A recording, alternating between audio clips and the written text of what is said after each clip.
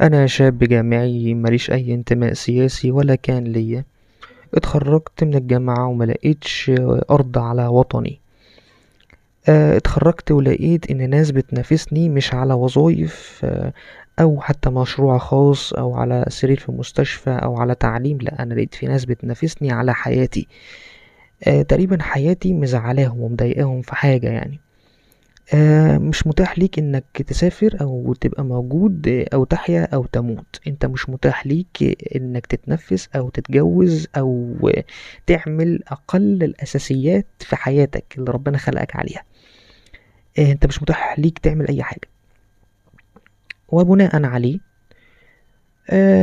من فترة بسيطة احنا اعتمدنا على رجالة الوطن والناس اللي بتحامي على الوطن من اي عدوان. اعتمدنا عليهم، ولكن للأسف خذلونا وهيكتب التاريخ لأحفادهم وأحفادنا إن احنا الشعب اللي كنا واقفين، وهيكتب لأحفادهم إن أجدادهم خذلوا الشعب وإنهم خونة.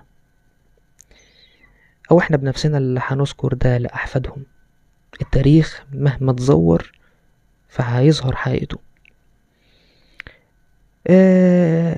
انتوا لوثتوا البدلة العسكرية، ولأن العالم لا يحترم إلا القوة، دلوقتي الشعب اتحرك وسحب منكم التفويض للتفاعل أو التعامل مع حالة الخيانة دي.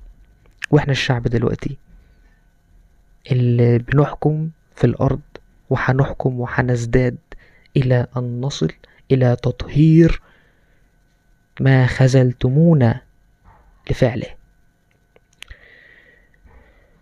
أنا من رجال ثورة الغلابة، الثورة اللي هتنظف كراسيكم منكم.